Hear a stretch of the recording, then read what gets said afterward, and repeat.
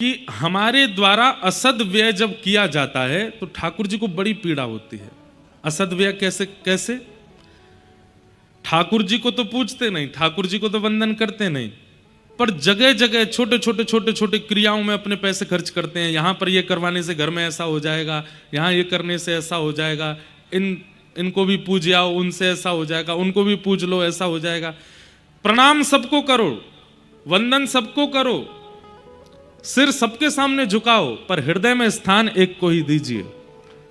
हृदय में एक के अलावा किसी अन्य का प्रवेश नहीं होना चाहिए। ब्रजवासियों को ठाकुर जी प्राप्त हैं, साक्षात ठाकुर जी आ गए उनके पास, फिर भी ब्रजवासी इंद्र की पूजा करते हैं। ठाकुर जी को यह बात प्रिय नहीं लगती, शोभा नहीं देती। ठाकुर जी कहते हैं जब साक्षात परमात्मा तुम्हारे पास आ गए हैं तो तुम कहां इधर उधर भटक रहे हो। इसलिए ठाकुर जी ने श्री गिरिराज जी की शरण ग्रहण करवाई, क्योंकि हमारे द्वारा किया गया धन का असद व्यय ठाकुर जी को प्रिय नहीं लगता, समय का असद प्रयोग ठाकुर जी को प्रिय नहीं लगता। इसलिए हमारी प्रार्थना सब जगह मत जाया कीजिए, अपने इष्ट निर्धारित कीजिए और उन इष्ट पर पूर्ण विश्वास कीजिए और उन इष्ट को सर्वांगीण मान करके उनको वंदन करते रहो। अब इसमें एक प्रश्न आता है कि कई लोग महादेव के उपासक रहे, पर आजकल पता नहीं क्या हुआ, कथाएं सुन के या किसी भाव से अब उनके जीवन में कृष्ण भक्ति आ गई, तो उनको ऐसा लगता है कि हमने अपने इष्ट के प्रति द्रोह किया, कि पहले महादेव की पूजा की, अब हम ठाकुर जी के प्रति आ गए। पंच देवों के नाम सुन लीजिए, गणेश जी और गणेश जी के जितने भी स्वरूप हैं वो, महादेव और महादेव के जितने भी रुद्र स्वरूप हैं वो, उनमें हनुमान जी भी आते हैं, सूर्य और सूर्य के जितने भी प्रकार हैं वे, वैष्णो देवी, योग माया और उनके जितने भी स्वरूप हैं वो, और नारायण। इन पंच के अलावा जो भी हैं वो सब देव स्वरूप हैं। उनको आप वंदन कर सकते हो, उनको आप प्रणाम कर सकते हो, पर अपने इष्ट स्वरूप में विराजमान चित्त में नहीं कर सकते। अब आप इंद्र की पूजा करते हैं, वरुण की पूजा करते हैं, आप सूर्य की पूजा, चंद्रमा की पूजा करते हैं, आप अन्य अन्य पूजा सबकी कर सकते हैं, पर चित्त में इष्ट एक ही होने चाहिए और वो इष्ट निर्धारित होने चाहिए, उन पर पूर्ण विश्वास होना चाहिए। यदि आप हर महीने अपने इष्ट बदलते रहते हैं तो कहीं ना कहीं उसका दोष आएगा जीवन में। अब रही बात इन पांचों की, तो इन पांचों का वंदन समान माना जाता है। अब आप महादेव के उपासक हैं, आप नारायण के उपासक हैं, आप सूर्य के उपासक हैं, आप गणपति के उपासक हैं, आप देवी के, तो इसमें कोई दोष नहीं है। आप महादेव की जगह कभी ठाकुर जी को अगर वंदन कर लेंगे तो महादेव नाराज नहीं होंगे, बल्कि प्रसन्न होंगे। शिव द्रोही मम दास कहावा, सो नर सपने हूं मोहे न पावा। प्रभु श्री राम कहते हैं कोई शिव से द्रोह करता है और मेरी पूजा करता है, वो स्वप्न में भी मेरा दर्शन नहीं कर पाएगा, लेकिन शिव से भी उतनी प्रीति करता है, मुझसे भी उतनी प्रीति करता है, निश्चित है मैं उससे सदा प्रसन्न रहता हूं। इसलिए कई बार शंकर जी की आराधना करने वालों को वृंदावन कृष्ण प्रिय लगने लग जाते हैं। ये तो शंकर जी का वरदान है, महादेव प्रसन्न होते हैं तब वृंदावन की भक्ति प्रदान करते हैं, इसलिए उसमें दोष बुद्धि मत रखो। देवी जब आपकी सेवा पूजा से अत्यंत प्रसन्न हो जाती हैं, अत्यंत आनंदित हो जाती हैं, तो वृंदावन रस रीति है, वृंदावन भक्ति नहीं है, रस रीति है, वो रस है, और उस रस की प्राप्ति ये देवता ही करवाते हैं, देवी ही करवाती हैं। ये प्रसन्न हो जाते हैं तो वृंदावन की ओर मोड़ देते हैं आपको। पर इन पंच के अलावा जो अन्य देवी देवता हैं उनके प्रति आपको निष्ठा रखनी चाहिए, श्रद्धा रखनी चाहिए, पर इष्ट रूप में तो इन पंच को ही स्वीकार। और इन पंच के जो रूप हैं, जैसे नारायण है, अब नारायण के 24 अवतार, महादेव है तो महादेव के जितने स्वरूप, गणपति के जितने प्रकार हैं, देवी के जितने स्वरूप हैं, और सूर्य के जितने प्रकार, जैसे सूर्य के प्रकार चंद्रमा भी है, सूर्य के प्रकार तारामंडल भी हैं, सबको वंदन। ब्रजवासी क्या कर रहे हैं?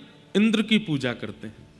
इंद्र देवता हैं, मतलब सीधी बात अगर स्पष्ट रूप से कहें तो आप प्रधानमंत्री को पूछते नहीं है, उसके पीए के आगे पीछे घूमते रहते हैं, भैया अरे आप तो बड़े बढ़िया हैं, आप तो बड़े श्रेष्ठ हैं, आप तो ऐसे हैं।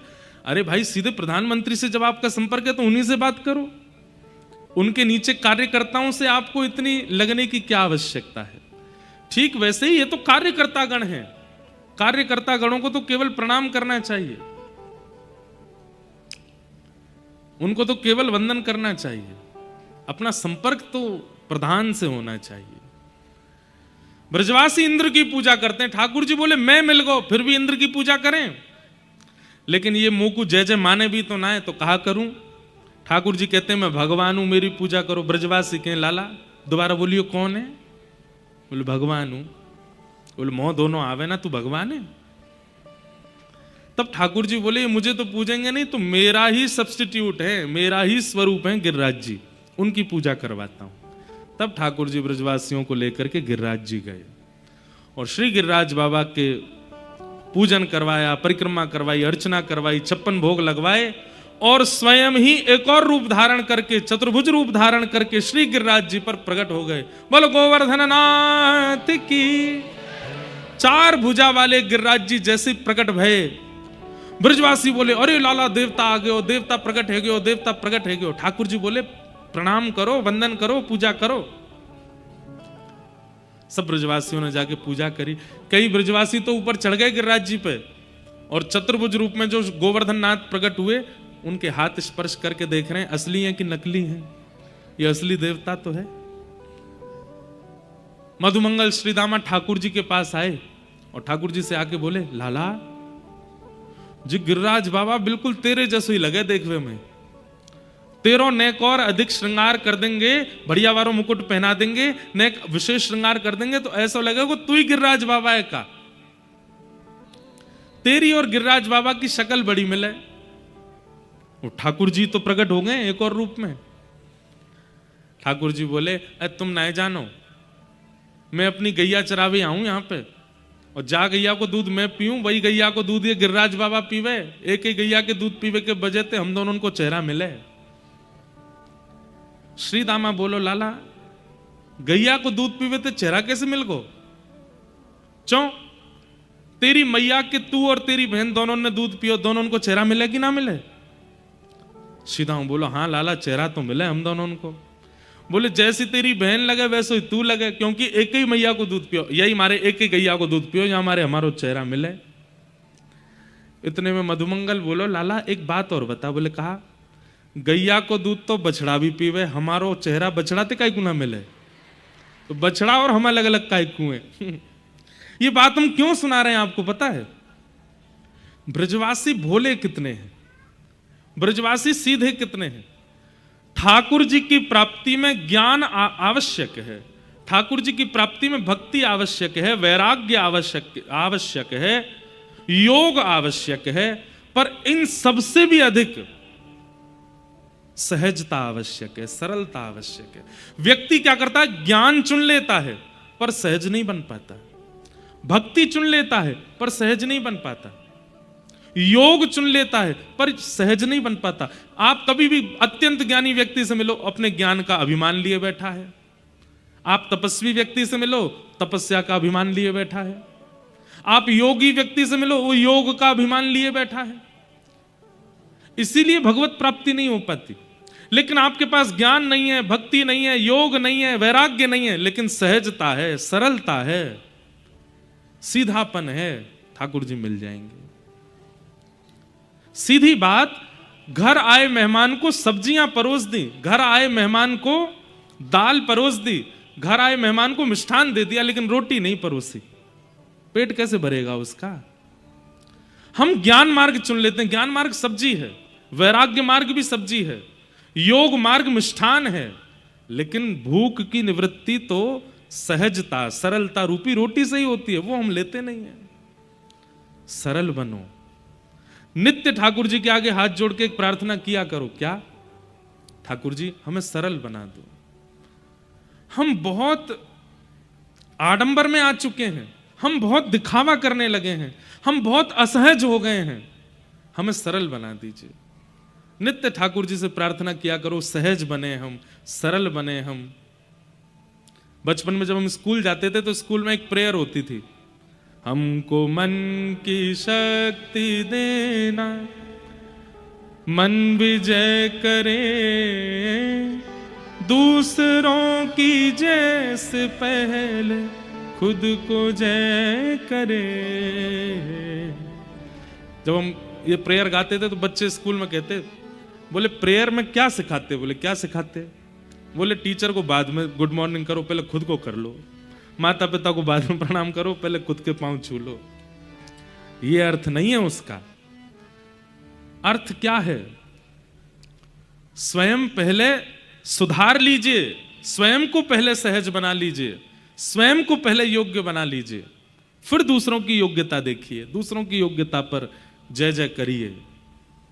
हमारी तो बस एक ही प्रार्थना है, भक्ति पथिकों के अंदर कोई गुण हो चाहे ना हो, सहजता होनी चाहिए, सरलता होनी चाहिए। हमने जब दीक्षा देना प्रारंभ किया तो 5 अपने नियम बताए शिष्यों को करने के लिए, और उसमें सबसे पहला नियम क्या था?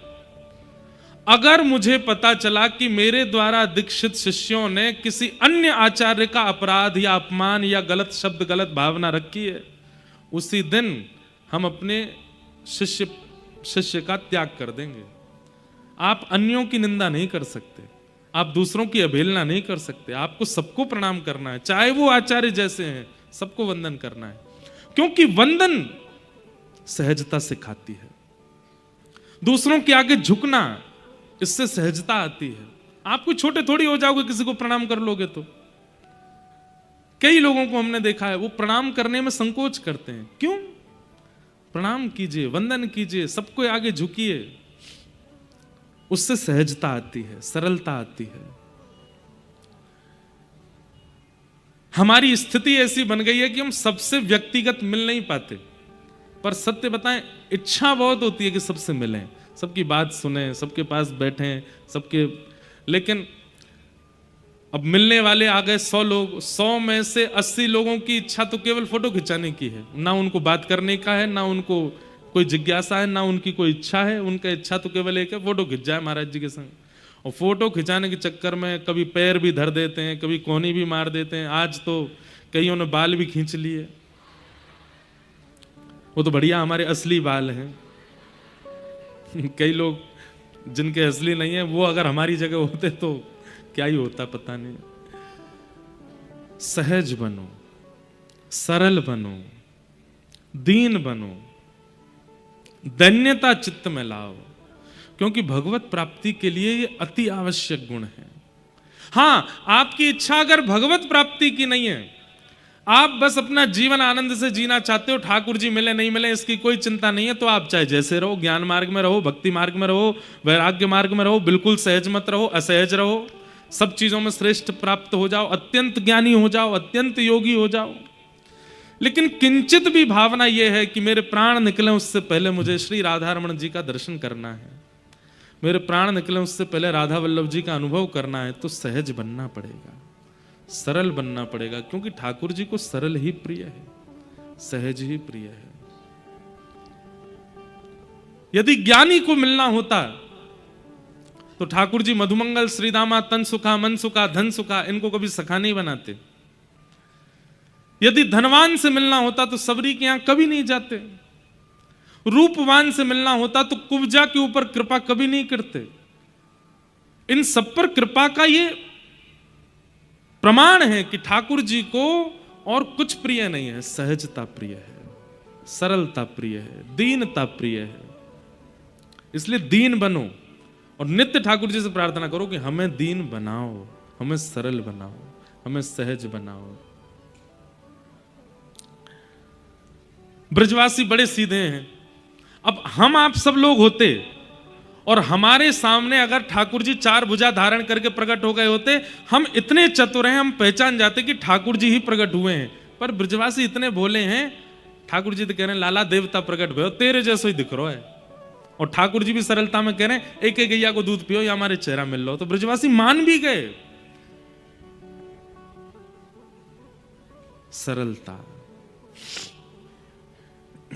अब इसको कई लोग पता आज की भाषा में क्या कहते हैं, महाराज जी इसको हम लोग मूर्खता भी तो कह सकते हैं कि सामने स्पष्ट है और फिर भी हम उसको पहचान नहीं रहे हैं।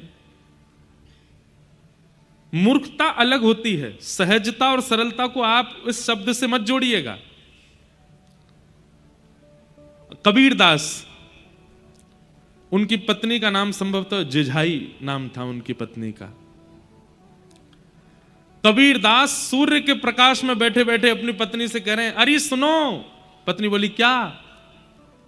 मुझे सुई में धागा डालना है, दिख नहीं रहा है, थोड़ा दिया लेके आना। दोपहर में 12 बजे सूर्य निकला है, धूप में बैठे हैं और अपनी पत्नी से कह रहे हैं दिया लेके आना, तो दिए के प्रकाश में देखूंगा कि सुई में धागा कैसे जाए। अरे इतना बड़ा प्रकाश है, फिर भी तुम दिया मांग रहे हो। लेकिन आश्चर्य की बात, उन्होंने दिया मांगा और पत्नी दिया ले भी आई। क्यों? सरल है, सहज है, अपने पति की बात पर इतना भरोसा और इतना विश्वास है। कबीरदास किसी को दिखा रहे थे कि देखो मेरी पत्नी कैसी, सूर्य का प्रकाश है, मैं दिया मांगूंगा ले आएगी, पूछेगी नहीं कि दिया क्यों चाहिए। ऐसी सरलता सहजता हम में नहीं। हमारा दिमाग इतना चतुर बन चुका है कि हम ठाकुर जी प्रकट हो भी गए तो उनका भी रियलिटी चेक कर लेंगे एक बार, ये हैं भी कि नहीं। हम इतने खतरनाक चतुर बन चुके हैं। चतुर शिरोमणि है, चतुर भी नहीं है, इसलिए ठाकुर जी मिल नहीं रहे हमको। सहज बनो, सरल बनो। और एक और बात सुनो, हम आपको व्यास मंच से बोल रहे हैं, हमारी जिम्मेवारी बन जाती है इसलिए बोल रहे हैं। अगर कोई आप इस बात को सुनकर के अपने बगल वाले से कहे भैया बात सुन लो लेकिन सहज बनना नहीं, सरलता का जमाना नहीं है, संसार बहुत खतरनाक है, यहां चतुर बन के रहना ही पड़ेगा। हमारी बात मान करके अगर आपने सहजता और सरलता अपने जीवन में ला दी तो संसार की चतुराई से आपको अपने आप बचाने की आवश्यकता नहीं, ठाकुर जी बचाएंगे आपको। एक स्वाभाविक बात है, मां को पता है मेरे 2 बेटे, एक विद्वान है, एक जानकार है, चतुर है, और एक बहुत सीधा है। तो मां जब भी घर से बाहर जाएगी, पढ़े लिखे को नहीं लेके जाती, चतुर को छोड़ जाती, बोले ये अपने आप ध्यान खुद रख लेगा, ये जो है ये बहुत सीधा है, इसको मुझे संग ही लेके जाना पड़ेगा। ऐसे ही पिता मां है, उन्हें जब संसार में व्यक्ति दिखता है कि खूब चतुर है, खूब बुद्धि लगा लेता है, सब जगह से बचना निकलना जानता है, ठाकुर जी कहते हैं ये जी लेगा, अपनी जिंदगी अपने आप कर लेगा निर्माण। लेकिन जब ठाकुर जी को पता चलता है अत्यंत सरल है, अत्यंत सहज है, इसको कोई भी पागल बना जाता है, इसके सामने कोई कुछ भी बोल जाता है, तो ठाकुर जी फिर उसका ध्यान रखते हैं, भाई इसका ध्यान तो मुझे रखना पड़ेगा। सरल बन के तो देखिए एक बार, उद्देश्य उसके पीछे ये रखना कि ठाकुर जी को सरलता प्रिय, इसलिए मुझे सरल बनना है, सहज बनना है। फिर देखिए संसार चतुराई प्रकट करेगा पर ठाकुर जी आपको बचा लेंगे, ठाकुर जी आपकी रक्षा कर लेंगे। सरल बनो। ब्रजवासियों में सरलता है, सहजता है। अभी तो आगे देखना कैसी सरलता। जैसे इंद्र को पता चला कि मेरी पूजा बंद कर दी ब्रजवासियों ने, सांबर तक मेघमालाओं को आज्ञा कर दी, जाके ब्रजमंडल पर इतनी वर्षा करो कि पूरा ब्रजमंडल डूब जाए। गड़गड़ करके बादलों ने गरजना शुरू किया, काली काली मेघमालाएं गोवर्धन के ऊपर जैसे ही आई, ब्रजवासी सब बोले लाला जे तो हमें लगे इंद्र नाराज है गो और हमने यहाँ की पूजा बंद कर दी, अब जे हमें जीवित ना छोड़े गो। ठाकुर जी बोले जिनकी शरण में आए हो गिरिराज बाबा से प्रार्थना करो, ये रक्षा करेंगे। ताबड़तोड़ मूसलाधार बारिश प्रारंभ हुई, सब ब्रजवासी हाथ जोड़ के गिरिराज बाबा से प्रार्थना कर रहे हैं। नेत्र बंद करके प्रार्थना की और जैसे ही नेत्र खोल करके देखा तो क्या पाया, 7 कोस 21 किलोमीटर लंबे चौड़े गिरिराज पर्वत को 7 बरस के ठाकुर जी ने अपनी बाम हस्त की कन्नी उंगली के नख पर धारण कर लिया है। मानो एक 21 किलोमीटर लंबी चौड़ी छतरी प्रकट हो गई है और ब्रजवासियों को आह्वान कर रहे हैं, ठाकुर जी आ जाओ, सब यहीं आगे खड़े हो जाओ। नख पे धार लियो गिरिराज नाम, गिरधारी पायो है। नख पे धार लियो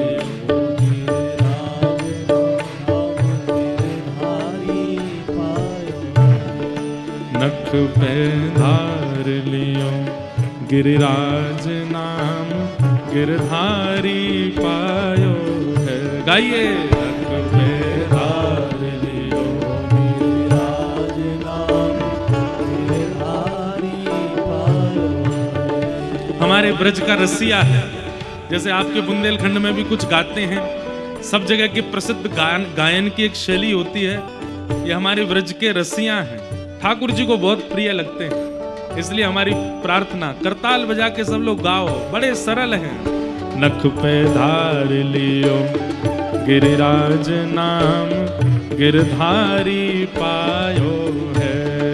नख पे धार लियो गिरिराज नाम, गिरधारी पायो है। हाँ, धारी पायो है नाम, गिरधारी पायो है। गिरधारी पायो है नाम, गिरधारी पायो है। अरे हाँ, धारी पायो है नाम, गिरधारी पायो है। हाँ, धारी पायो है नाम, गिरधारी पायो है। नख पे धार लियो गिरिराज नाम, गिरधारी पायो है। नख पे धार लियो गिरिराज नाम, गिरधारी पायो है। नख पे धार लियो गिरिराज नाम, गिरधारी पायो है। नख पे धार लियो गिरिराज नाम, गिरधारी पायो है। सुनिएगा, सुरपति पूजा मेट, कृष्ण गिरिराज पूजायो है। सुरपति पूजा मेट, कृष्ण गिरिराज पुरायो।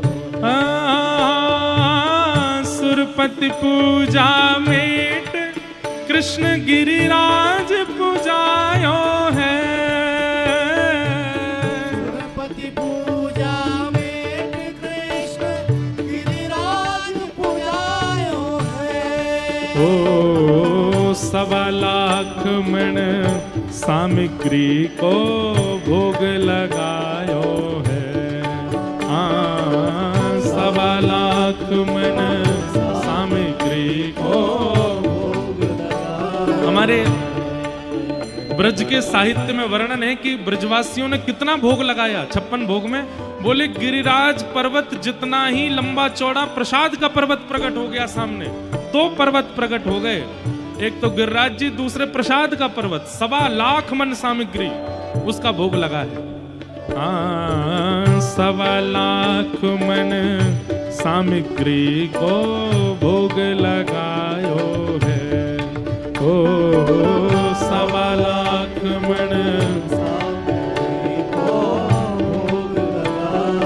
हे नख पे धार लियो गिरिराज नाम, गिरधारी पायो है। नख पे धार लियो गिरिराज नाम, गिरधारी पायो है। नख पे धार लियो गिरिराज नाम, गिरधारी पायो है। नख पे धार लियो गिरिराज नाम, गिरधारी पायो। बोल गिरिराज धरण की।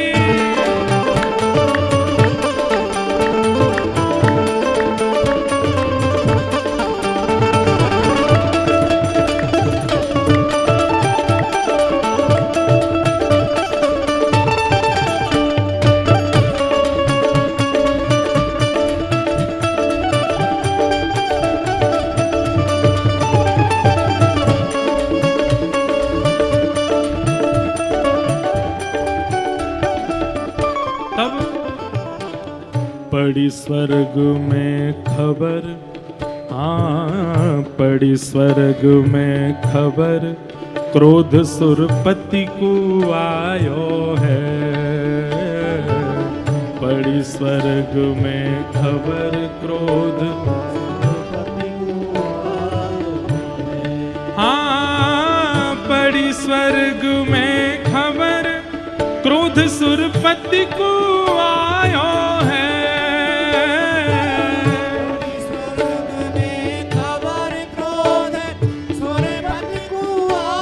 तब हे मूसलधार अपार बहुत पानी बरसायो है। मूसलधार अपार बहुत पानी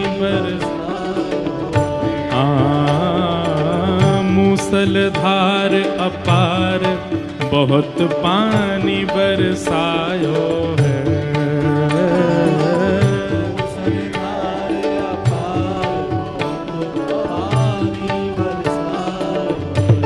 हो नख पे, हो नख पे, हाँ नख पे, ओ नख पे, हे नख पे धार लियो गिरिराज नाम गिरधारी पायो है।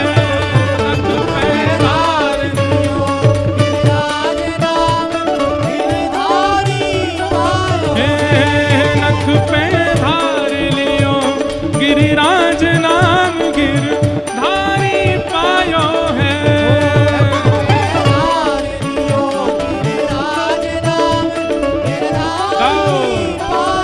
हे गिरिराज धरण प्रभु तुम्हारी शरण,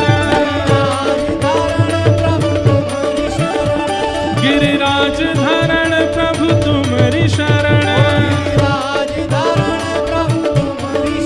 हे रखो लाज हमारी गोवर्धन,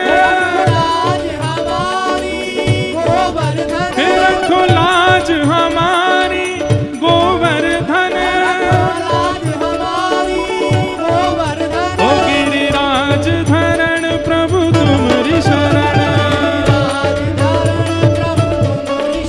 ओ गिरिराज धरण प्रभु तुम्हारी शरण। पड़ी न व्रज पर बूंद, हाँ पड़ी न व्रज पे बूंद, देख इंद्र घबरायो है। पड़ी न व्रज में बूंद देख, हाँ पड़ी न व्रज में बूंद, इंद्र देखत घबरायो है। पड़ी न ब्रज में बूंद इंद्र देखत घबरायो है। एक बूंद भी ब्रज में नहीं गिर पाई है। इतनी मूसलाधार बारिश करने के बाद भी ब्रज में एक बूंद भी बची नहीं। कहां गई सब? और ये ब्रजवासी बच कैसे रहे हैं? तब इंद्र गणों ने जाकर के बताया, क्यों? ओ ब्रजवासी सब कहें कृष्ण गिरिराज उठायो है। हाँ ब्रजवासी सब कहें इंद्र गिरिराज उठायो है। आपको पता नहीं आपको आ रही है कि नहीं, हमको ऐसी खुशबू आ रही है जैसे मिट्टी पे वर्षा गिर जाती है तो मिट्टी की सुगंध आती है। अब यहाँ मंच पे तो आ रही है, आप तक आ रही है कि नहीं पता नहीं, मिट्टी की सुगंध आ रही है। जैसे वर्षा होने के बाद में मिट्टी की सुगंध आती है, हो सकता है बाहर पानी पड़ा होगा लेकिन इसी समय सुगंधी क्यों आ रही है? ये इस बात का प्रमाण है कि ठाकुर जी प्रत्यक्ष लीला कर रहे हैं। कथा में कथानक भावों का अनुभव होना ये बहुत बड़ी बात है। अब कोई मंच पे आके देख ले, हमको सुगंधी आ रही है, एसी में से ही आ रही हो, कहीं से आ तो रही है। जैसे मानो मिट्टी में जल पधरा देते हैं तो जो सुगंधी आती है, ऐसी सुगंधी आ रही है। ब्रजवासी सब कहें कृष्ण गिरिराज उठायो है।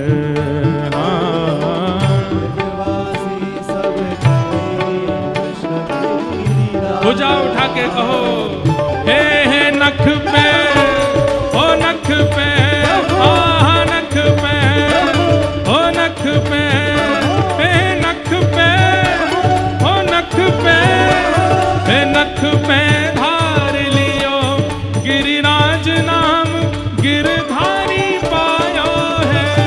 नख पे धार लियो हे नख पे धार लियो गिरिराज नाम गिरधारी पायो है।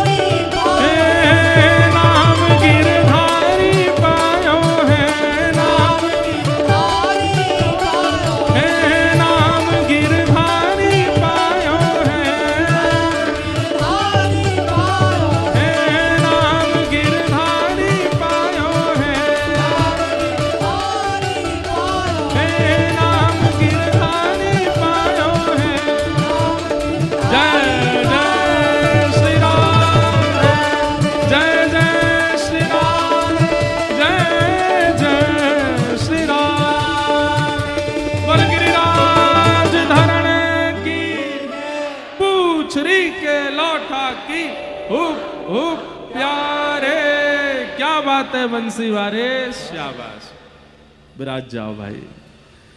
ठाकुर जी ने नख पे गिरिराज्य धारण किए और पूरा व्रजमंडल आनंदित है गयो। हाँ विराजो भैया, लेंगे अभी, विराज जाओ। हाँ अभी ले लेंगे हम आपका चित्र, बैठ जाओ भैया। नख पे धार लियो, कितनी बड़ी आश्चर्य की बात है। ठाकुर जी ने बाम हस्त पे नहीं, इकन्नी उंगली पे नहीं, इकन्नी उंगली की जरा सी उठी हुई नख पे गिरिराज जी उठाए। अच्छा एक आश्चर्य की बात सुनेंगे। कितने बड़े हैं गिरिराज जी? 21 किलोमीटर के हैं। उनको उठाने के लिए ठाकुर जी को एक भुजा और भुजा की इकन्नी उंगली, जिसमें सबसे कम बल होता है। एक तो व्यक्ति की बाम भुजा में ही कम बल होता है, जो सीधे हाथ वाले होते हैं, राइट हैंड वाले होते हैं, उनकी उल्टी भुजा में ज्यादा ताकत नहीं होती, और जो लेफ्टी होते हैं उनके सीधे हाथ में ताकत नहीं होती। तो ठाकुर जी देखिए संकेत क्या कर रहे हैं। इतने बड़े पर्वत को उठाने के लिए ठाकुर जी बोले सीधा हाथ नहीं, बाम भुजा, और बाम भुजा में भी इकन्नी उंगली जिसमें सबसे कम बल, और उसके भी नख पे गिरिराज जी उठाए। क्यों? क्योंकि गिरिराज धारण करने में प्रभाव का काम है, इसलिए ठाकुर जी ऐसे ही खड़े हो गए जैसे रुई का पोहा उठाया है। लेकिन 50 ग्राम की वंशी उठाने में 2 भुजा का प्रयोग करते हैं, और 2 भुजा भी नहीं उठाते हैं। जैसे कोई भारी वस्तु उठाते हैं तो व्यक्ति टेढ़ा मेढ़ा हो जाता है, व्यक्ति के सारे जोर लग जाते हैं। गिरिराज जी उठा रहे हैं बिल्कुल सीधे खड़े होकर के, वंशी उठाते हैं तब 2 भुजा लगाते हैं, पैर दोनों टेढ़े करते हैं, कमर भी तिरछी करते हैं, मुख भी टेढ़ा करते हैं, तब वंशी धारण करते हैं। ये 2 स्वरूपों में आप परिवर्तन क्या अनुभव करते हैं कि गिरिराज धारण करने में सीधे खड़े इकन्नी उंगली पर उठा लेते हैं इतने बड़े पर्वत को, और 50 ग्राम की वंशी को 2 भुजा इतने टेढ़े मेढ़े होके 2 भुजा दोनों पैरों को त्रिभंगी करके तब धारण करते हैं।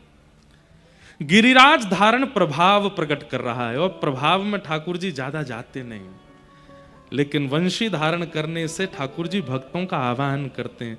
इसलिए वहां ठाकुर जी क्या कहते हैं, प्रायोरिटी दे रहे हैं। दोनों भुजा का प्रयोग, अधर का प्रयोग, अपने नेत्रों से पंखा झल रहे हैं, नासिका के मोती से मानो छत्र धरा है वंशी के ऊपर, दोनों चरणों को तिरछा किया है, टेढ़े मेढ़े हो गए, झुक गए हैं, वंशी के आगे नतमस्तक हो रहे हैं, तब वंशी धारण कर रहे हैं। क्यों? क्योंकि वंशी आवाहन करती है भक्तों का, वंशी प्रेम पिरोती है सबके चित्त में, और वो प्रभाव नहीं स्वभाव का वर्णन करती है। इसलिए ठाकुर जी वहां इतने झुकते हैं। हम लोग उल्टे हैं, जहां प्रभाव प्रकट होना होता हो उसको हम बहुत विस्तारित कर देते हैं, और जहां स्वभाव की बात हो उसको गोपनीय रखते हैं। ठाकुर जी ने स्वभाव वंशी धारण को सब जगह प्रसारित कर दिया, और गिरिराज जी को ऐसे ही उठा लिया, कोई उसमें ज्यादा प्रयोग नहीं किया, प्रयास नहीं किया। प्रयास की बात है, प्रेम में अति प्रयास किया जाता है, सामर्थ्य से भी अधिक प्रयास किया जाता है, वो प्रेम कहलाता है। आपको किसी ने घर बुलाया और आप घर गए, द्वार पर जाके घंटी बजानी पड़ी, फोन करना पड़ा, 5 मिनट खड़े रहना पड़ा, तब जाकर के व्यक्ति निकल करके आया। ऐसे के घर दोबारा नहीं जाना। क्यों? प्रयास ही नहीं किया कुछ भी। और प्रयास का क्या, आप घर गए, महाराज 1 किलोमीटर पहले ही आ गए, अरे आ गए आप, आओ आओ संग चलो, वहां पे पुष्प पुष्प बरसाए। आपकी इच्छा नहीं है, लेकिन उसने प्रयास किया तो इसका मतलब प्रेम है। और प्रयास नहीं करता है, अभी प्रयास भी कहां कहां, बेटी के घर, वहां पर प्रयास की इच्छा नहीं होनी चाहिए कि वो बहुत प्रयास करें। बेटी के विवाह के बाद उसके घर जाएं तो वहां इच्छा नहीं होनी चाहिए। दूसरा, मित्र के घर, वहां पर भी बहुत इच्छा नहीं होनी चाहिए कि वो बहुत प्रयास करे। गुरु के घर और पिता के घर, इसके अलावा जो भी संबंध है वहां पर तो प्रयास दिखना चाहिए। सामने वाला प्रयास कर रहा है तो ही उसके पास ज्यादा जाइए, लेकिन वो प्रयास नहीं करता, वहां से अपनी फिर थोड़ी दूरी बनाइए। आओ नहीं, आदर नहीं, नहीं नैनन प्रेम, तुलसी तहां ना जाइए, चाहे कंचन बरसे मेघ। प्रयास प्रेम को दिखाता है। ठाकुर जी ने गिरिराज जी में बिल्कुल प्रयास नहीं किया, लेकिन वंशी धारण करने में कितना प्रयास करते हैं ठाकुर जी। प्रयास से प्रेम निर्धारित होता है। आज की भाषा में बोलते हैं एफर्ट्स, कौन कितने लगाता है, उससे प्रेम का पैरामीटर पता चलता है। एफर्टलेस है व्यक्ति, इसका मतलब प्रेम नहीं करता।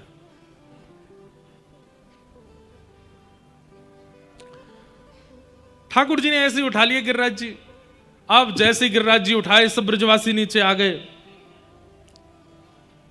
अब तो ब्रजवासी ने अपनी अपनी छड़ी लगा ली नीचे, क्योंकि गिरिराज जी बीच में खड़े हैं, ठाकुर जी कभी इधर को जामे कभी इधर को जामे, ब्रजवासी नीचे छड़ी लगावे। और ये पूंछरी के लौठा कौन है? ये हनुमान जी महाराज हैं। हनुमान जी महाराज गिरिराज जी में ही रहते हैं। द्वापर युग में ठाकुर जी की कृष्ण लीला का दर्शन करने हनुमान जी गिरिराज जी में रहते हैं। ठाकुर जी जब गिरिराज जी पर गैया चराने जाते हैं तो हनुमान जी को देख करके ठाकुर जी कहते हैं, आप बड़े पहलवान हो, हमको कुछ साल बाद कंस से युद्ध करना है, थोड़ी पहलवानी सिखाओ। तो हनुमान जी महाराज ठाकुर जी को वहां पहलवानी सिखाते हैं, मल्लों से युद्ध कैसे करना है। लंगोटी बांध कर गैया तो चढ़ती रहती हैं और पूरे दिन हनुमान जी महाराज ठाकुर जी को मल्ल युद्ध सिखाते हैं। आज जब ठाकुर जी ने गिरिराज जी उठाए तो ठाकुर जी ने पूंछरी के लौटा हनुमान जी भी बुलाए। इनका नाम पूंछरी के लौठा क्यों पड़ा, ये भी सुनो। गिरिराज पर्वत जो है वो गौ की आकृति में है। किस आकृति में? गैया की आकृति में है। और गैया की पूंछ होती है। ऐसे ही गिरिराज पर्वत की जहां पूंछ है, मतलब जहां से आप परिक्रमा करने जाओगे तो गिरिराज जी मान लीजिए हाथ के समान है, ऐसे करके जहां से टर्न होते हैं उस छोड़ को पूंछरी बोलते हैं। गिरिराज जी, गिरिराज रूपी गैया की पूंछ है, वहीं पर ये हनुमान जी रहते हैं। खाए खाए पड़ो रे सुलौठा, इसलिए नाम पड़ गया इनका पूंछरी के लौठा।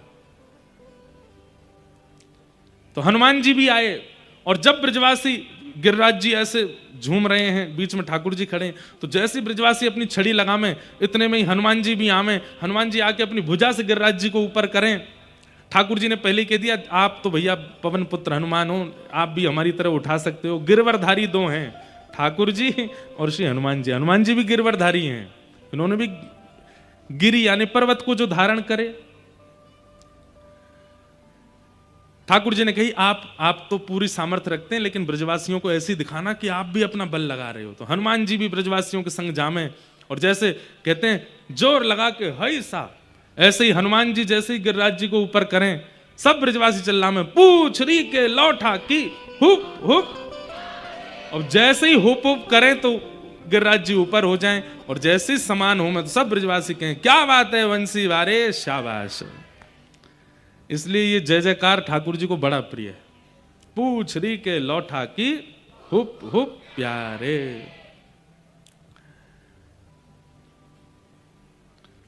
ये अंग्रेजों ने यहीं से चुराया, हिप हिप हुर्रे। ये पहले तो ब्रज में ही आ गया था। पूंछरी के लौठा की। कभी आपके ज्यादा अंग्रेजी स्टाइल मारने वाले फ्रेंड्स जब ऐसे करें हिप हिप हुर्रे, तो आप ये कर देना, पूंछरी के लौटा की हुप हुप प्यारे। तो इस प्रकार गिरिराज जी को समान किया। अब झूलने बंद हो गए, सब ब्रजवासियों ने अपनी अपनी छड़ी लगा ली और छड़ी लगा करके सब ऐसे पसीना पहुंच रहे अपने। बीच में ठाकुर जी खड़े हैं। ब्रजवासी बोले, लाला ये तू उंगली लगाए काय खड़ा है? हमने अपनी छड़ी लगा ली, तू उंगली नीचे कर ले अपनी। ठाकुर जी बोले, ये कोई झोंपड़ी नहीं है, ये कोई खपरेल नहीं है जो तुम्हारी छड़ी पर टिक गए। 21 किलोमीटर बड़ा पर्वत है, पहाड़ है। ब्रजवासी बोले, हमारी छड़ी लग रही है ये तो समझ में भी आती, तू तो उंगली लगा के खड़ो है।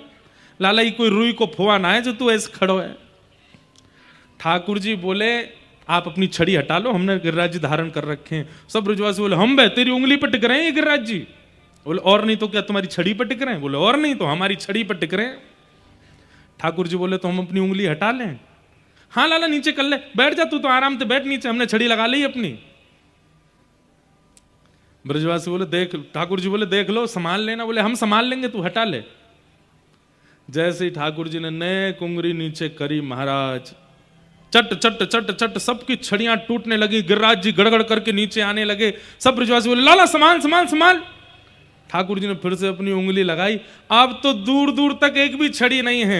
7 वर्ष के ठाकुर जी के नख पर गिरिराज जी धारण है।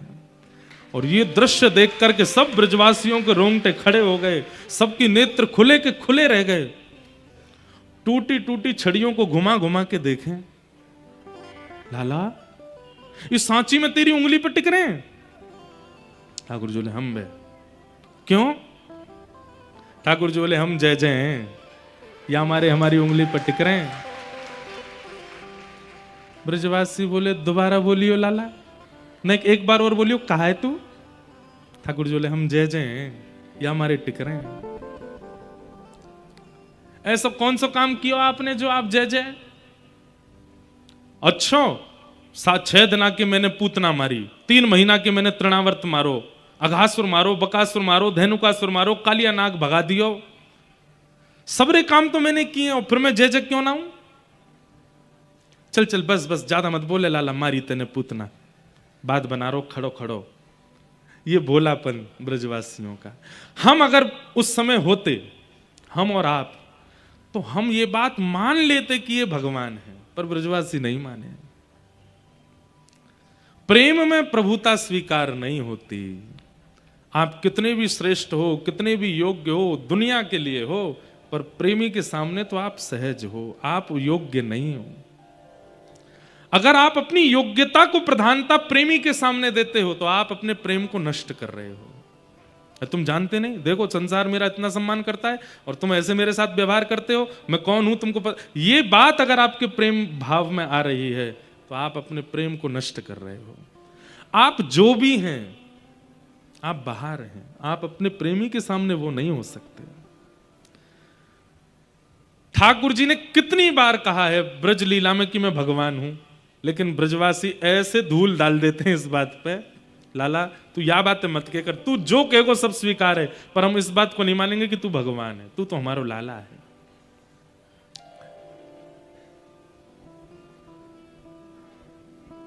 जब ब्रजवासी बोले लाला तू भगवान ना है सके, अरे मैया यशोदा हमारी बात सुन, बोले कहा ये तुम्हारो लाला जे वन में जावे गैया चरावे। हमें तो ऐसा लगे वन में कोई टोना टोटका करवे वारो या को बाबा मिल गयो, वाने या को टोटकाते पर्वत उठानो सिखा दियो है, वहीं ते सीख के आयो ये। ठाकुर जी बोले मतलब टोना टोटका पे विश्वास है, ये विश्वास नहीं है कि मैं भगवान हूं। ना लाला तू भगवान ना, तू तो हमारो लाला है। अब तेने गिरिराज जी कैसे उठाए हम बता। ठाकुर जी कह रहे हैं कछु माखन को बल बढ़ो, कछु गोपन करी सहाय, श्री राधे जू की कृपा सो मैंने गिरिवर लियो उठा। फिर से ब्रजवासियों की सरलता देखो। ठाकुर जी बोले ये इतने सरल हैं, ये ज्ञान की भाषा नहीं समझेंगे, इनको तो सरल भाव से ही बताना पड़ेगा। और जैसे छोटे बालक, अब छोटे बालक को कोई बात समझानी है तो आपको सरल भाषा का प्रयोग करना पड़ता है।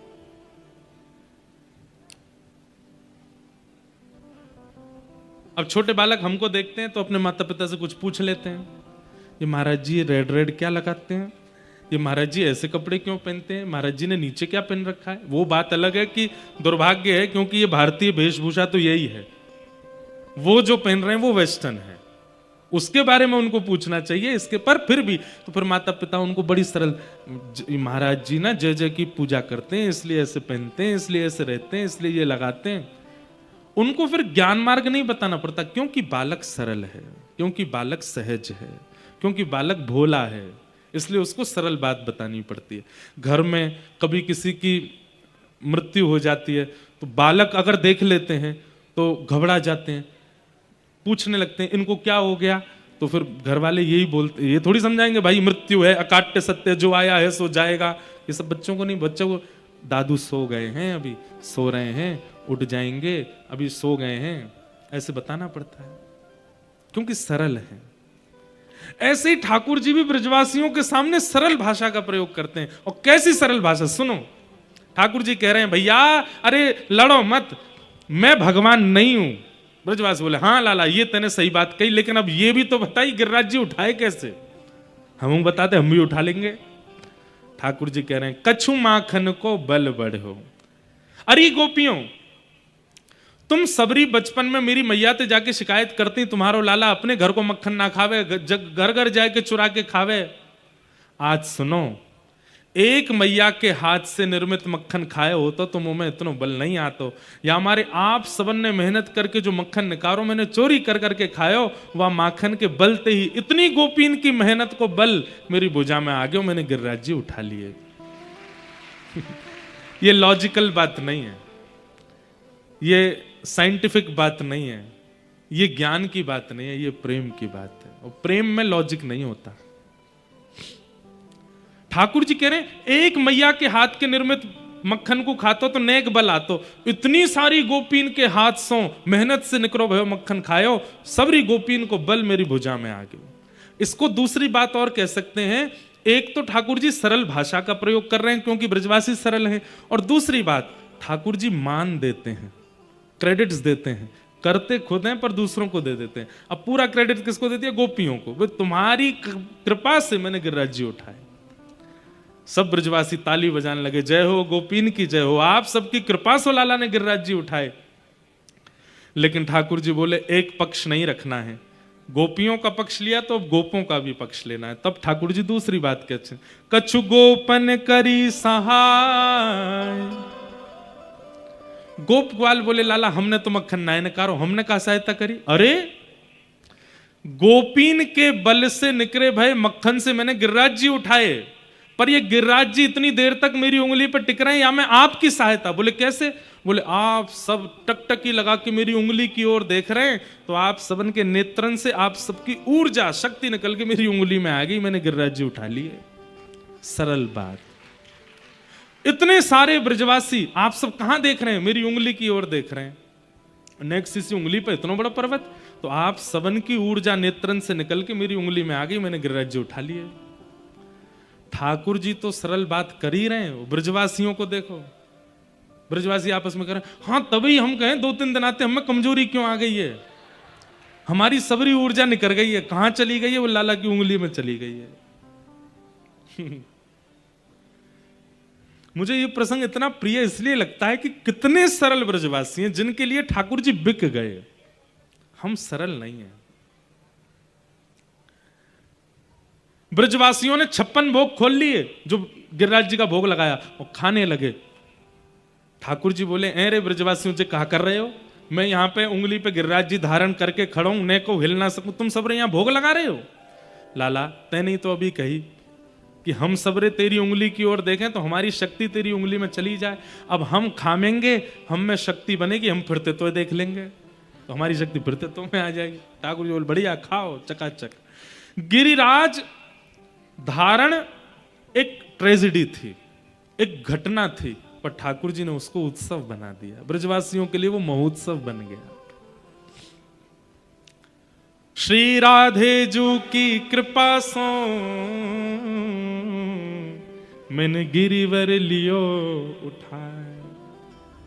श्री राधा रानी की कृपा से मैंने गिरिराज जी उठा लिए। क्यों? क्योंकि गर्गाचार्य जी कह के गए थे, हे नंद बाबा, हे यशोदा जी, आपको जो ये लाला है ना, या की आह्लादनी शक्ति बरसाने में वृषभानु बाबा की लाली राधा है। जब कभी भी ये कोई विशेष कार्य करे तो राधा रानी को लाके आके सामने खड़ो कर दियो। वास्तव में तो ठाकुर जी जिस शिला पर खड़े हैं, उस शिला के पीछे श्री किशोरी जी खड़ी हैं, और किशोरी जी अपलक नेत्रों से गिरिराज जी को देख रही हैं, और उनके नेत्रों से निकलने वाली उस तेजोमयी ऊर्जा पर ही गिरिराज जी टिके हुए हैं। श्री राधे जू की कृपा सो मैंने गिरिवर लियो उठा। श्री राधा रानी की कृपा से मैंने गिरिराज जी उठाए। राधा रानी कौन है बंधु? श्री किशोरी जी कौन है? इस बात को समझाना सबसे मुश्किल काम है कि किशोरी जी कौन है, परंतु फिर भी प्रयास करके समझाऊं। अगर आप समझो तो व्यक्ति के चित्त में जो आह्लाद होता है, जो आनंद होता है, हर व्यक्ति का एक अलग अलग तरीका होता है अपने आनंद को व्यक्त करने का।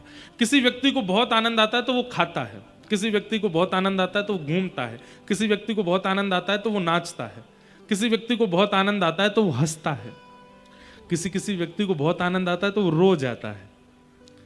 ठाकुर जी का जो आनंद है वो किसी रूप में व्यक्त नहीं हो पाता, वो चित्त का चित्त में ही रह जाता है। ठाकुर जी अपने आनंद को व्यक्त नहीं कर पाते, प्रस्तुत नहीं कर पाते, तो वह आनंद बढ़ते बढ़ते बढ़ते चित्त में इतना भर चुका है कि अब उसको प्रकट करना है। तब उस आनंद के समूह को ही ठाकुर जी ने किशोरी जी के रूप में प्रकट कर दिया। इसलिए ठाकुर जी की आह्लादनी शक्ति, आनंद शक्ति श्री किशोरी जी है, अलग नहीं है, एक ही है। प्राण एक ही है, देह दो हैं, बस लीला करने के लिए दो रूप में प्रकट हो गए हैं।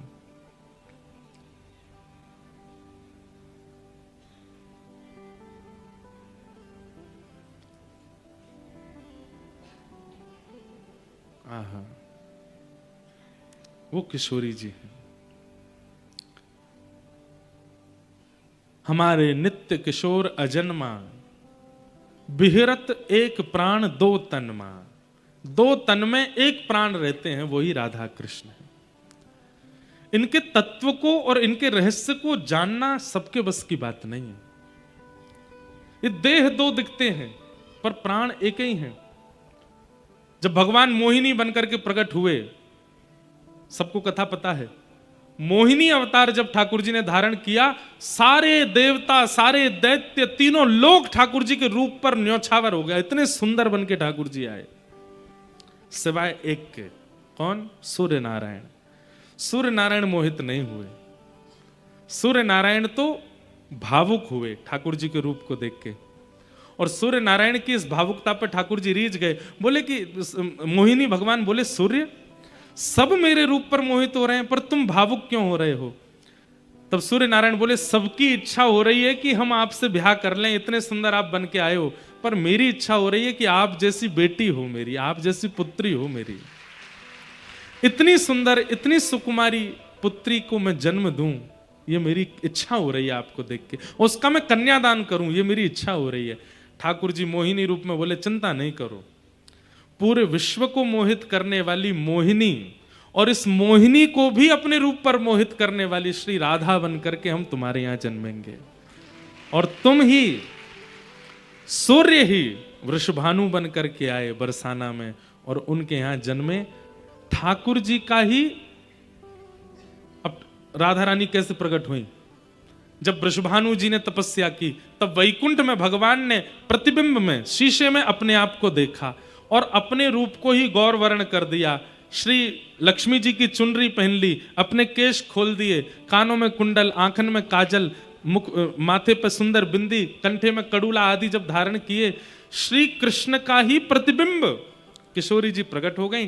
ठाकुर जी ने उसी प्रतिबिंब को स्तब्ध करके वृषभानु बाबा के यहाँ राधा रानी के रूप में भेजा है। लोग कहते हैं फिर राधा रानी से प्रेम क्यों हो गया ठाकुर जी को? अपने प्रतिबिंब से किसको प्रेम नहीं होता? सबको प्रेम होता है। पंडाल में अगल बगल अगर शीशे लगा दिए जाएं तो श्रोता लोग भी अंदर आएंगे ना, शीशा में यूं ही देखते आएंगे, वाह बढ़िया लग रहा है ना। प्रतिबिंब सबको प्रिय होता है। प्रतिबिंब किसको? किशोरी जी ठाकुर जी का प्रतिबिंब है।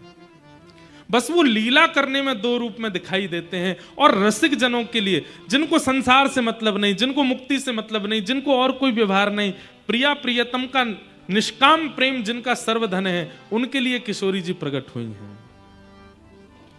हमारे व्रज में गाते हैं, हो व्रज में, हाँ व्रज में ऐप ले लो, हो व्रज में रतन राधिका गोरी, व्रज में व्रज में रतन राधिका गोरी,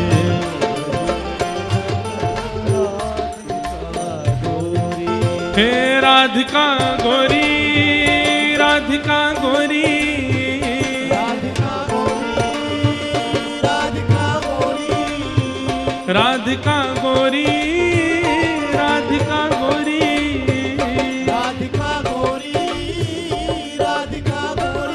ओ व्रज में रतन राधिका गोरी,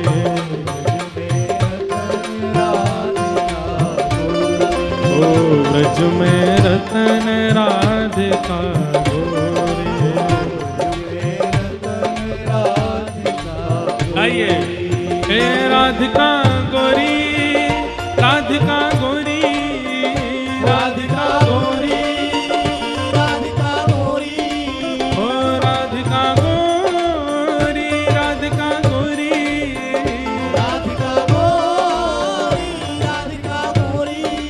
ब्रज में रतन राधिका गोरी, ब्रज में रतन राधिका गोरी ब्रज में रतन राधिका गोरी। बल बरसाने वाली की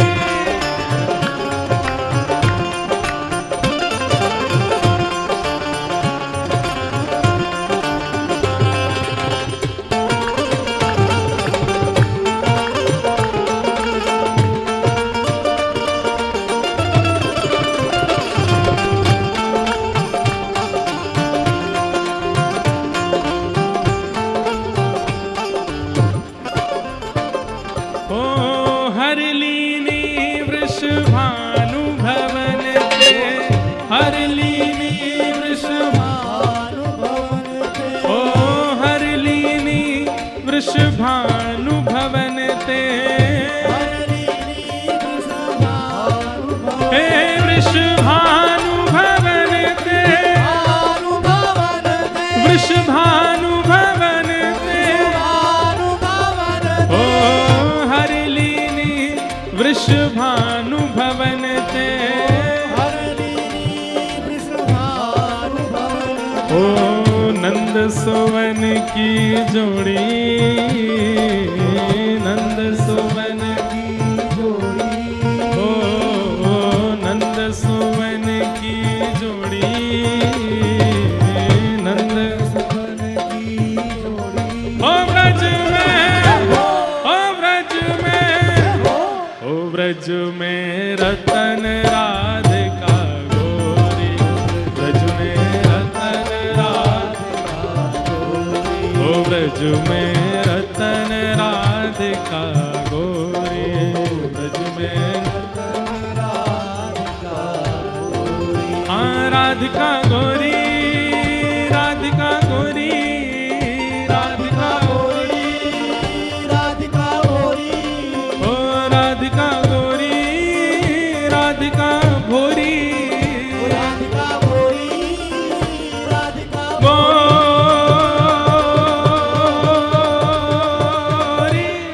ओ ब्रज में, ओ ब्रज में, ओ ब्रज में रतन राधिका गोरी, ब्रज में रतन राधिका गोरी, ब्रज में रतन राधिका गोरी।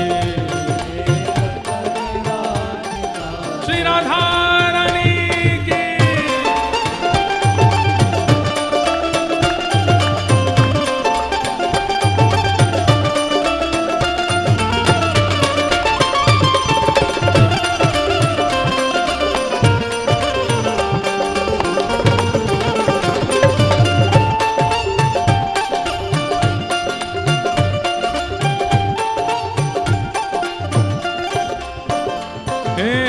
कुंज निकुंजन विहरत दो, कुंज निकुंजन विहरत दो, हाँ कुंज निकुंजन विहरत दो,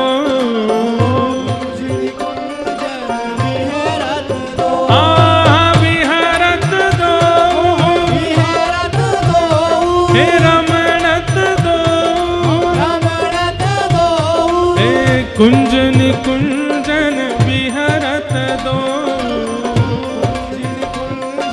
विहरत दो, ओ और यमुना जल खोड़ी, और यमुना जल खोड़ी, हे कृष्णदास प्रभु गिरधर नागर, कृष्णदास प्रभु गिरधर हे प्रभु गिरधर नागर, प्रभु गिरधर नागर, हे प्रभु गिरधर नागर, प्रभु गिरधर नागर, हे प्रभु गिरधर नागर, प्रभु गिरधर नागर, हे कृष्णदास प्रभु गिरधर नागर। ओ नागरी नवल किशोरी, नागरी हो व्रज में, हो व्रज में, हो व्रज में रतन राधिका गौरी, व्रज में, हो व्रज में रतन राधिका गौरी, व्रज में रतन हे राधिका गौरी, राधिका गौरी, राधिका गौरी, हे राधिका गौरी, राधिका भोरी,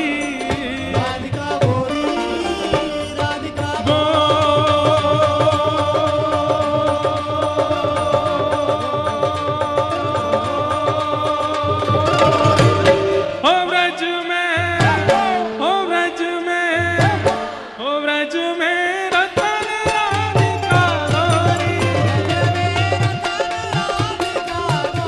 हो व्रज में रतन राधिका गौरी, ओ जय राधे राधे, श्री राधे राधे, जय राधे राधे, श्री राधे राधे। देखो कल तो कथा विश्राम है और उसके बाद आप सब लोग आनंद कीजिएगा, आराम करिएगा, फिर दोबारा पता नहीं कब मिलेंगे। खूब पूरी ऊर्जा के साथ किशोरी जी को नाम बुलाओ एक बार। जय राधे राधे, श्री राधे राधे, जय राधे राधे, श्री राधे राधे, वृषभानु दुलारी, अति भोली भारी, श्री कृष्ण पियारी, हरिदास दुलारी, जय राधे राधे, श्री राधे राधे, बरसाने वाली, हरिवंश दुलारी, हरिदास दुलारी, श्री कृष्ण पियारी, वृषभानु दुलारी, कीरत सुत प्यारी, हे जय राधे राधे, श्री राधे राधे, जय राधे राधे, ओ जय राधे राधे, जय जय श्री राम, जय जय श्री राम, जय जय श्री राधे। हरलीनी वृष भानु भवन ते नंद सुवन की जोड़ी, कृष्णदास प्रभु गिरधर नागर, नागरी नवल किशोरी, नागरी नवल हो व्रज में रतन राधिका गौरी, व्रज में रतन राधिका गौरी। ऐसी हमारी किशोरी जी की कृपा से ठाकुर जी ने 7 दिन 7 रात्रि पर्यंत गिरिराज जी को धारण करके रखा। बोल गिरिवरधारी गोपाल की जय। मध्य प्रदेश शासन के कैबिनेट मंत्री श्री गोविंद सिंह राजपूत जी आज कथा में पधारे हैं। बहुत बहुत अभिनंदन, स्वागत, खूब खूब आभार। आज बंधुओं, कथा में वैसे तो रुक्मणी विवाह तक होना चाहिए, परंतु हम इतने आनंद में कभी कभी चले जाते हैं, और विशेष रूप से गोवर्धन पूजा की कथा पे तो कि हम रुक्मणी विवाह तक पहुंच ही नहीं पाते। इसलिए जहां तक आज पहुंच जाएं बढ़िया है। विशेष शेष जो रहेगा वो कल सुबह 10 से 12 तक क्रम रहेगा कथा का। आप सब लोग उसका फिर वहीं श्रवण कीजिएगा। भगवान ने गिरिराज 7 दिन 7 रात्रि तक धारण किए। तत्पश्चात ठाकुर जी का गैयाओं ने सुंदर नामकरण किया गोविंद। भगवान का नाम गोविंद गायों ने ही रखा है। गौ माने गाय और विंद माने रक्षक। जो गौ रक्षक है उसको गोविंद कहते हैं, गौ पालक है उसको गोविंद कहते हैं। और एक अर्थ और है, गौ कहते हैं इंद्रियों को। हमारे शरीर में जितनी इंद्रियां हैं, आंख, नाक, जीभ, कान, त्वचा, मुख, हाथ, पैर, गुप्त इंद्रिय, इन समूह को भी, इंद्रियों के समूह को भी गौ कहते हैं। और इन इंद्रियों को विषय से जो रक्षा करते हैं वो गोविंद है। इन इंद्रियों की विषय वासनाओं से जो रक्षा करते हैं उनको भी गोविंद कहा जाता है। एक बात बताएं आपको, कभी भी अगर कोई इंद्रिय आपके कंट्रोल से बाहर जावे, 10 इंद्रियां हैं शरीर में, कोई भी इंद्रिय यदि आपके कंट्रोल से बाहर जावे, चाहे वो नेत्र हो, चाहे वो नासिका हो, चाहे वो जिह्वा हो, सबसे ज्यादा तो 2 ही बाहर जाते हैं, नेत्र और जीव। इनके कारण अन्य अन्य इंद्रियां भी अनकंट्रोल्ड हो जाती हैं। जब इंद्रियों पर अपना कंट्रोल ना लगता हो तब गोविंद नाम का जितना हो सके जप करना चाहिए। गौ माने इंद्रियां, उनकी जो रक्षा करे वो गोविंद। करके देख लीजिएगा, पानी पूरी खाने का बहुत जोर से मन कर रहा हो, गोविंद गोविंद गोविंद गोविंद गोविंद गोविंद जपने लगो। थोड़ी देर में पानी पूरी कोई सामने धर भी देगा तो आपको घृणा होगी, नहीं खाना। इंद्रियों की रक्षा जो करें वो गोविंद है। ऐसे भगवान का नाम गोविंद पड़ा। एकादशी व्रत की महिमा बताई गई। बंधुओं, मैंने कल भी कहा था कि मौन व्रत और अन्न व्रत, ये 2 ही व्रत प्रधान होते हैं हमारे जीवन में, क्योंकि इन दोनों पर ही हमारा जीवन घटता है। जितना बोलते हैं और जितना अन्न सेवन करते हैं उनसे हमारी आयु घटती है। मान लीजिए किसी व्यक्ति का जीवन 80 वर्ष ही निर्धारित कर रखा है चित्रकेतु ने, ब्रह्मा जी ने, और वो व्यक्ति बहुत खाता है और बहुत बोलता है, तो संभवतः 50 के बाद कभी भी भगवत धाम जाना हो सकता है। क्यों? क्योंकि अन्न में हमारे प्राण बसते हैं और शब्द में भी प्राण घटते हैं।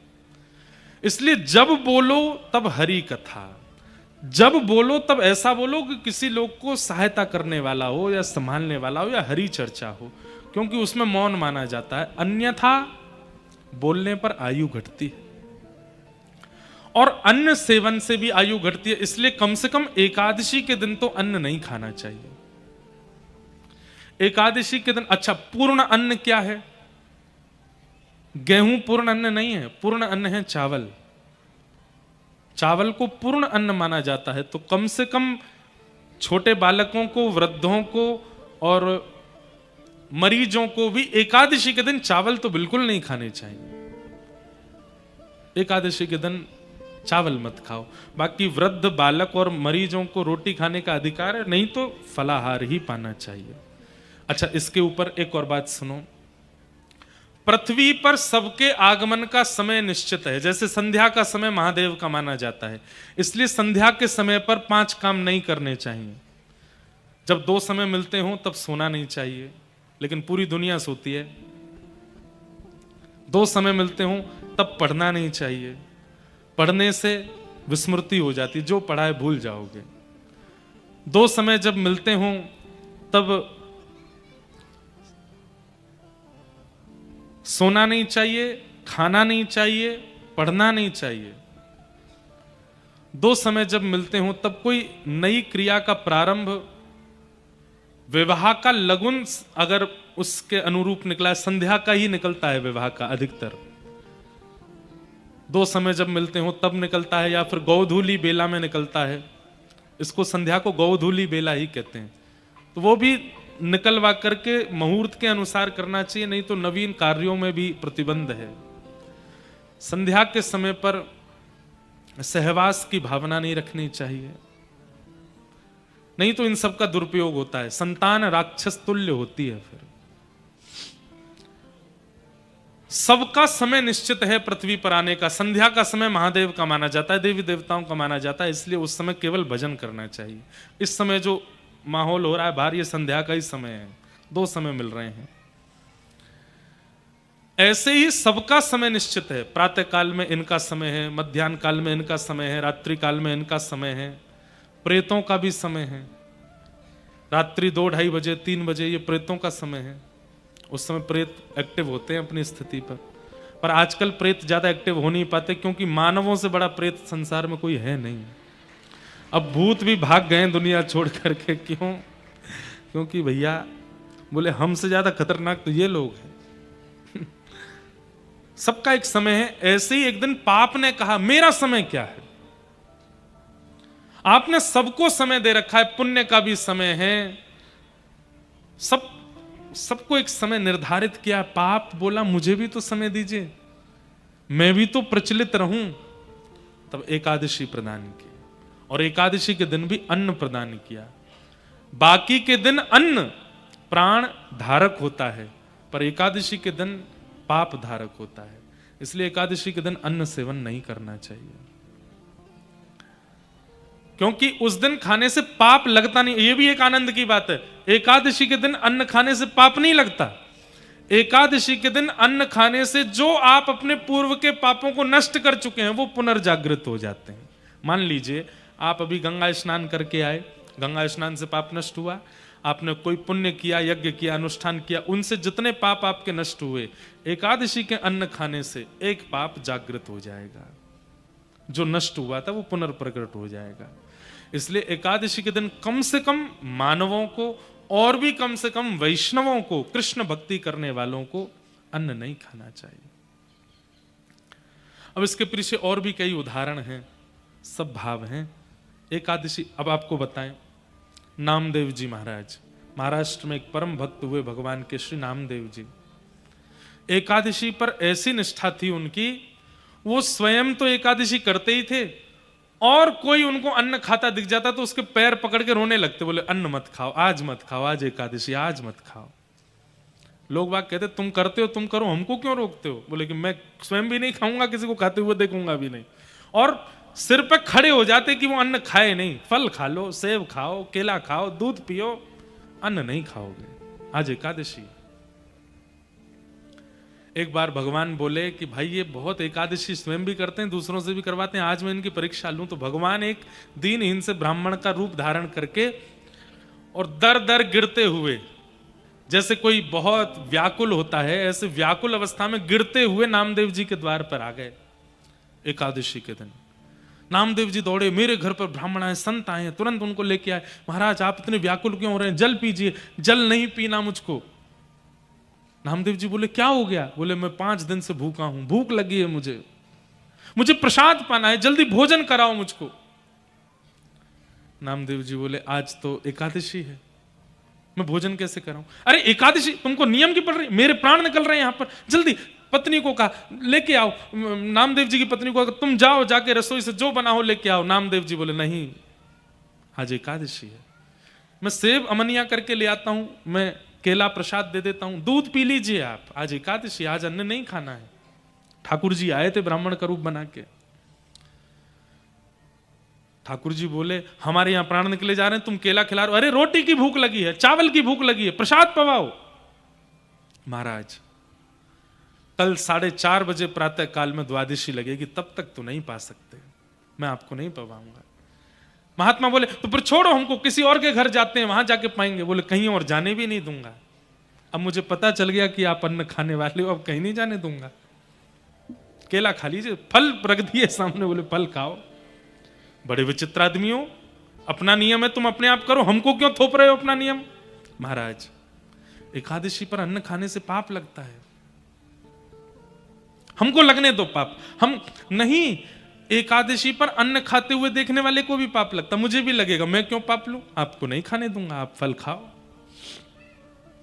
अब तो महाराज वो ब्राह्मण जो था छाती पीट पीट करके रोने लगा, मुझे घर में बांध लिया, बंधी बना लिया, भूखा मार रहा है नामदेव। अगल बगल के पड़ोसी इकट्ठे हो गए, ए नामदेव जी तुम्हारी एकादशी तुम करो, इनको क्यों करवा रहे हो? महाराज जी आप हमारे घर आओ, हम खवाते हैं रोटी।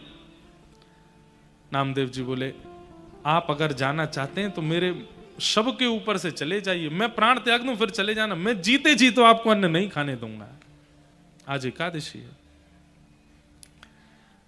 अंत तो गत्वा लोग बाग बुरा भला कहने लगे नामदेव जी को। नामदेव जी बोले जो चाहे कह लो, आज अन्न नहीं मिलेगा।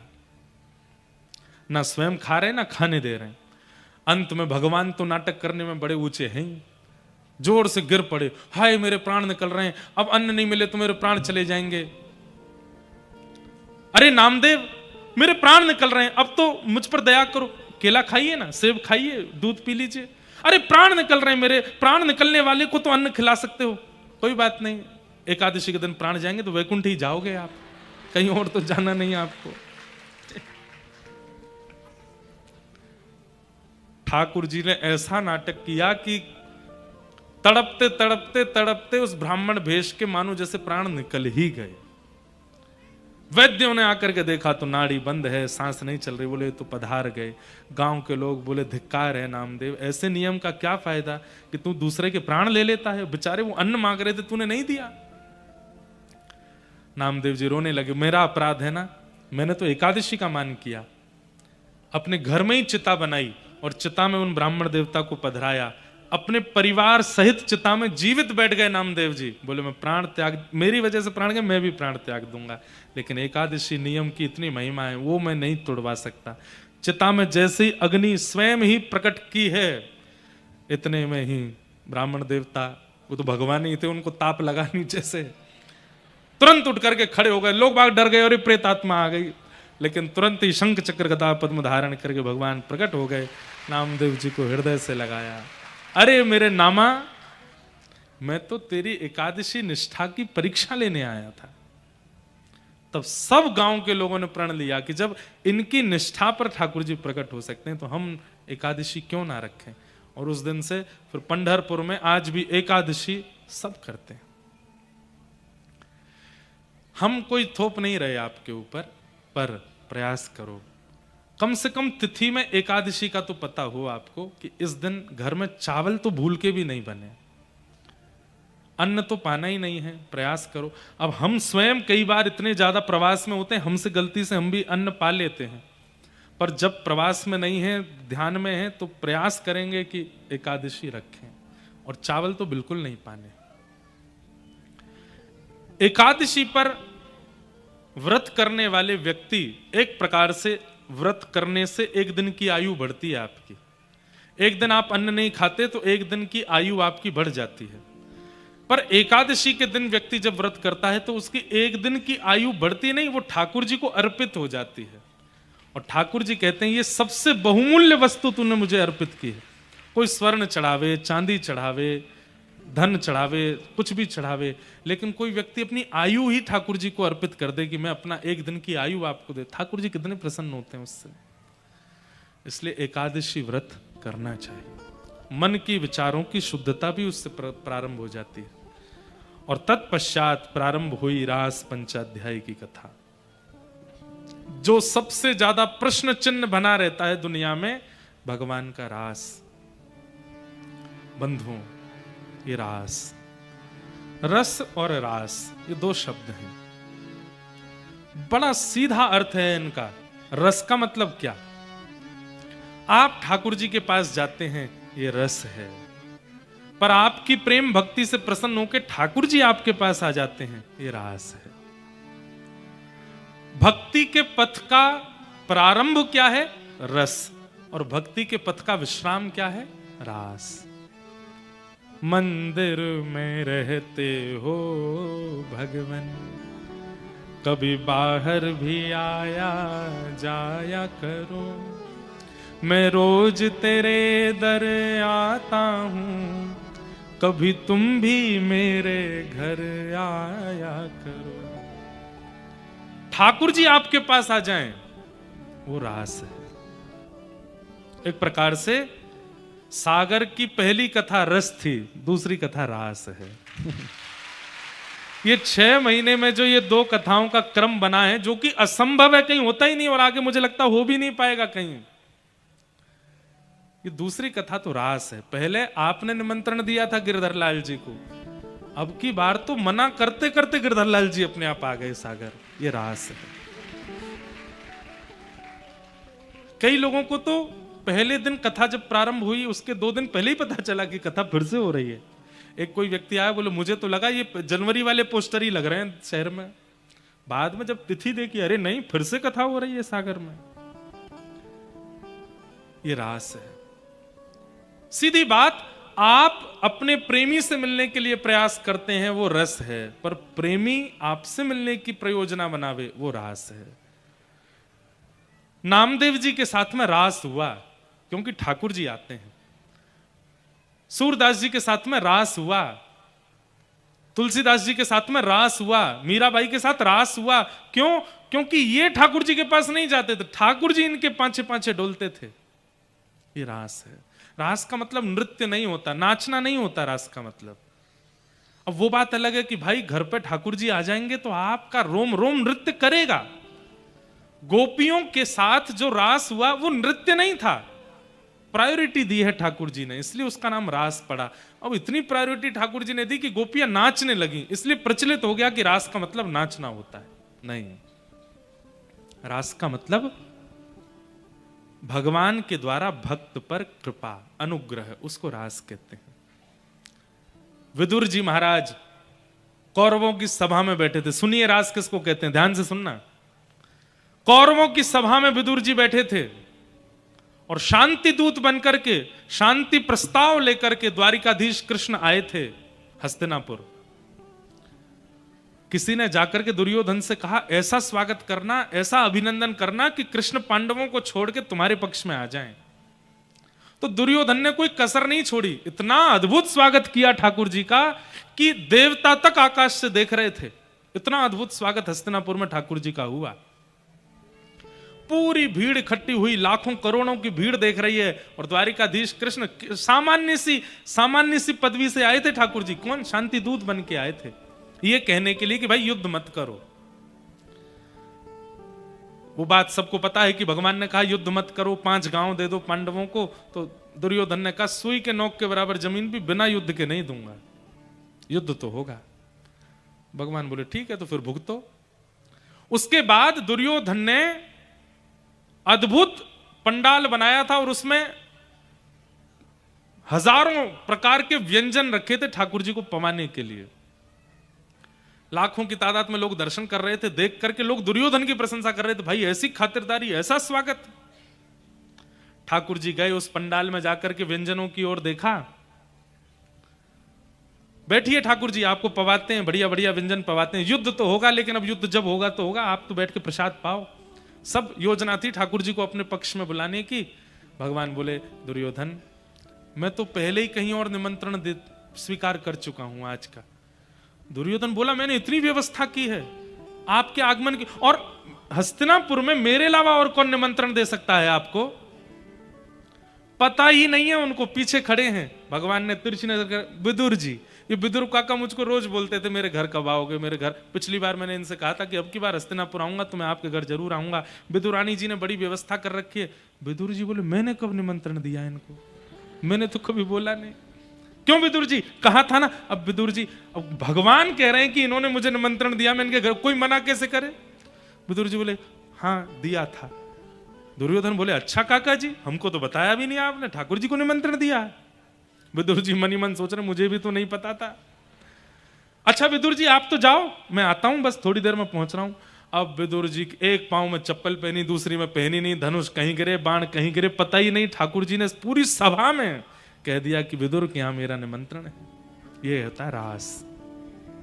विदुर जी दौड़ करके घर गए, विदुरानी से जाकर के बोल रहे हैं सांस चल रही है, बोल नहीं पा रहे हैं। बोली क्या बात है, इतना क्यों हाँप रहे हो? आज सभा में ठाकुर जी ने क्या कहा? वो मुझसे बोले मेरे घर आएंगे प्रसाद पाने, वो आ रहे हैं, देवी व्यवस्था करो। कौन? द्वारिकाधीश आ रहे हैं हमारे घर। बोले हाँ। विदुरानी की भी स्थिति हो गई, चलती कहीं है, जाती कहीं है, पैर कहीं धरती है, कभी छत पर पहुंच जाती है, कभी नीचे, समझ ही नहीं आ रहा क्या करें। विदुर जी महाराज बोले मैं बाजार से कुछ मिष्ठान लाता हूं, तुम जल्दी कुछ बनाओ। बोले पहले स्नान कर लेना, ठाकुर जी आ रहे हैं, अपरस में भोजन बनाना। विदुरानी स्नान करने के लिए गए, विदुर जी बाजार भागे। इतने तो ठाकुर जी पहुंच गए और द्वार पर जाके खोलो, खटखटाने लगे द्वार। कानों में शब्द पड़े, विदुरानी स्नान कर रही है, वस्त्र भी नहीं पहने हैं। निकल करके बाहर आई, अस्त व्यस्त वस्त्रों में जैसे ही बाहर आई, बाहर आकर के द्वार खोला, द्वारिकाधीश कृष्ण मंद मंद मुस्कुरा रहे हैं, द्वार पर खड़े। विदुरानी, काकी जी बहुत जोर की भूख लगी है, जल्दी कुछ पवाओ, जल्दी मुझे कुछ पवा दो। इसे कहते हैं रास, ये है रास। तू है सखी बड़ भाग बड़ी, नंदलाल तेरे घर आवत हैं। तू है सखी, गाइए सब लोग, भाग बिना ताली के गाओ, ऐसे ही गाओ। नंदलाल तेरे घर आवत है। कुम्मन दास जी कहते हैं वो बड़भागी हैं जिनके घर ठाकुर जी स्वयं चल के आ जाते हैं। तू अपनो श्रृंगार करत है, तू अपनो श्रृंगार करत है। ये दर्पण हाथ दिखावत है, दर्पण हाथ दिखावत है।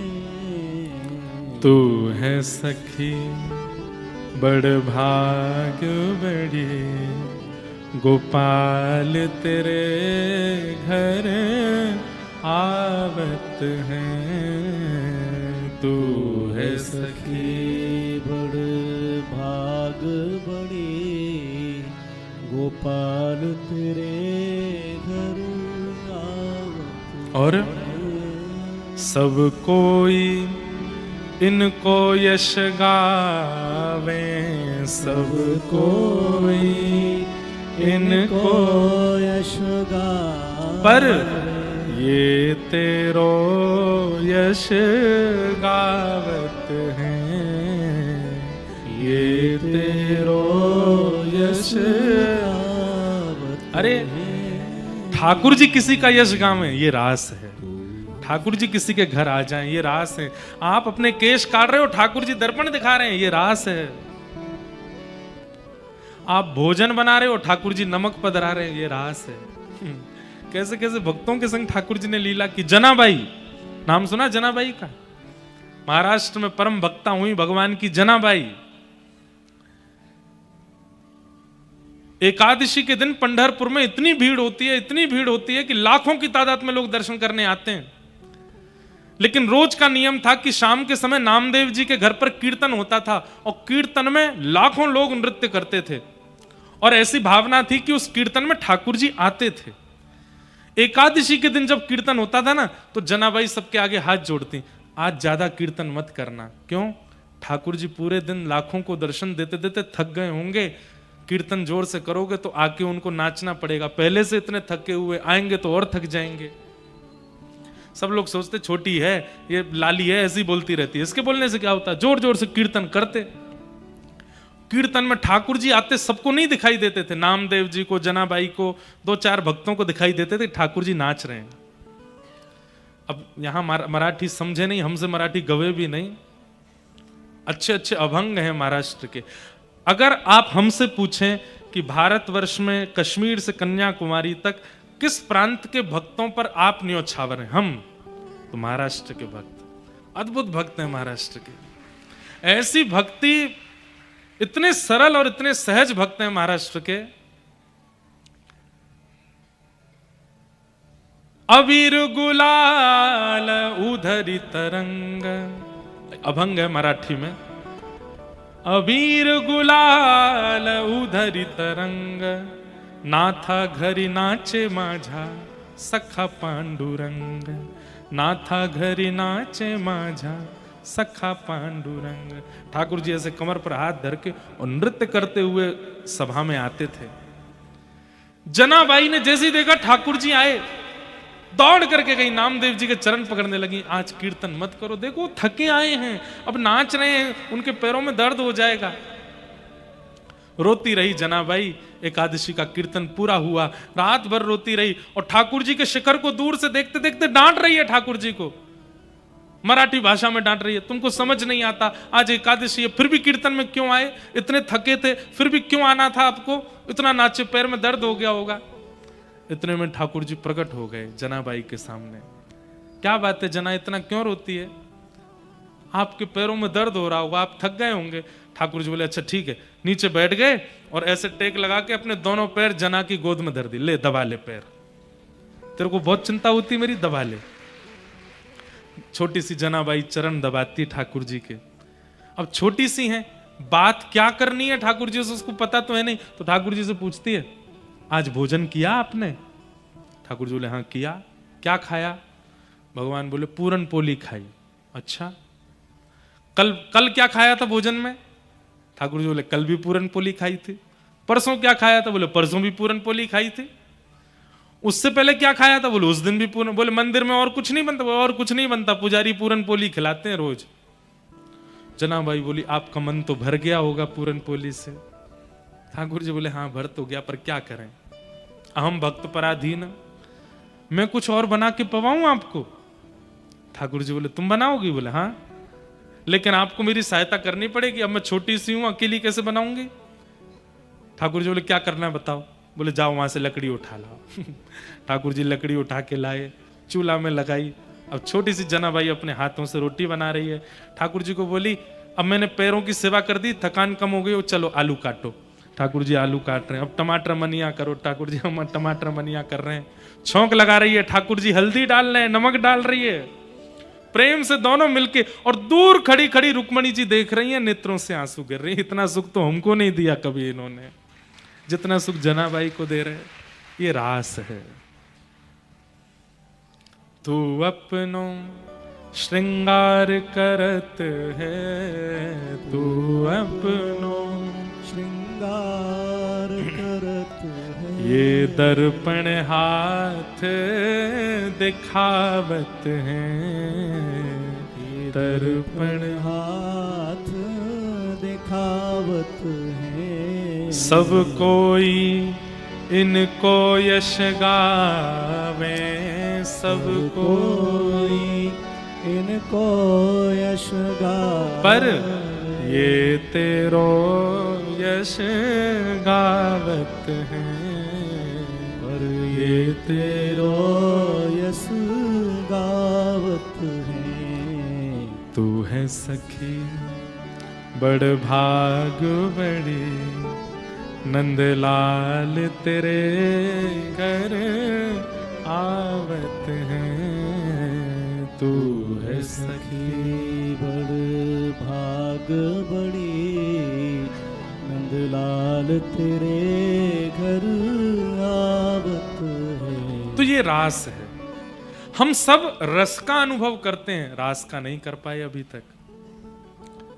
कोई पूछे नाम जब कब तक करना है, कथाएं कब तक सुननी है, कब तक इस स्थिति में रहना? बोले जब तक रास ना हो जाए तब तक। ठाकुर जी आप पर कृपा करके स्वयं अनुग्रह करके ना आ जाए तब तक रस के पीछे लगे रहो, ताकि रास हो।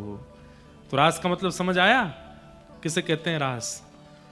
रास का मतलब चाहे हम लोग मध्य प्रदेश में रहते हैं, चाहे हम लोग सागर में रहते हैं, पर ठाकुर जी ने हमारे घर को स्वयं आकर के वृंदावन बना दिया। ये रास है।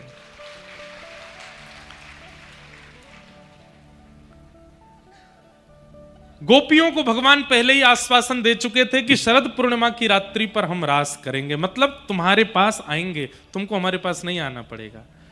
और आज वही शरद पूर्णिमा की रात्रि प्रकट हुई। भगवान ने वेणुनाद किया, सब गोपियां अपने अपने भवनों से यमुना के तट पर इकट्ठी हुई। ठाकुर जी ने उन गोपियों से पूछा कि तुम क्यों आई हो?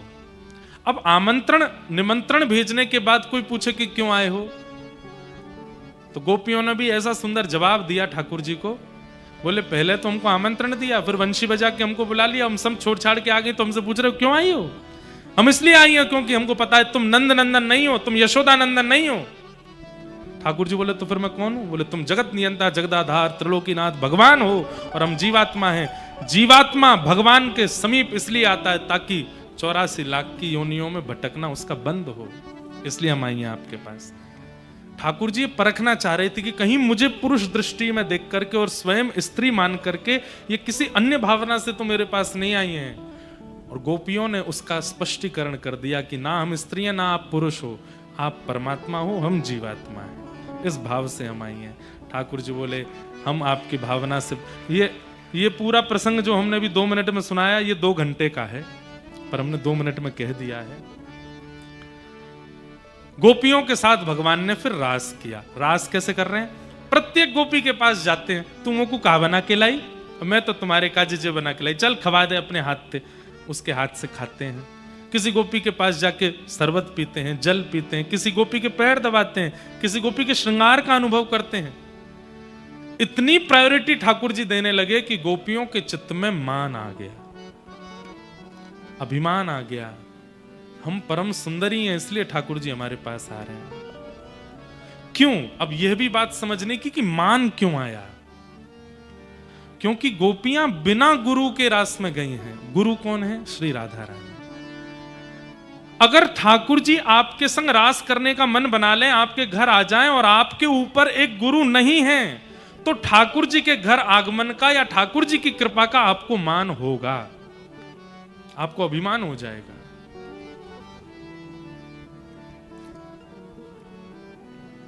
उस मान से आपकी रक्षा करने के लिए गुरु जीवन में होना आवश्यक है। वो गुरु ही आपको मान रहित करते हैं। ठाकुर जी के सामने जब आप भोग पधराते हो अपने घर में, तो ठाकुर जी का मन होता होगा कि मैं कह दूं आज मेरो मक्खन खावे को मन है, ना एक मक्खन दे दो। लेकिन ठाकुर जी डर जाते होंगे, कहीं मैं बोल गया तुरंत फोन में वीडियो बना के सोशल मीडिया पर डाल देगा, सब जगह अपने पेपरों में छपवा देगा, मेरे घर के ठाकुर जी बोलते हैं।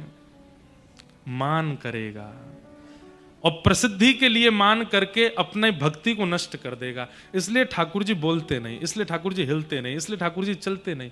आज भी वृंदावन में 1-2 महात्माओं के नाम मैं जानता हूं जिनसे ठाकुर जी बात करते हैं, स्पष्ट बोलते हैं, लेकिन वो सबको अपने ठाकुर जी का दर्शन नहीं कराते और ना उनका प्रचार हमको मंच से करना है। ठाकुर जी उसी से वार्ता करते हैं, उसी को अपनी लीला का अनुभव कराते हैं जिस पर ठाकुर जी को यह विश्वास हो चुका है कि यह मान नहीं करेगा। जो मान कर लेता है उस भाव का, उसको ठाकुर जी अनुभव कराना बंद कर देते हैं। फिर उसके यहां ठाकुर जी पाषाण बन के ही रहते हैं, कोई अनुभूति नहीं होने देते उसको।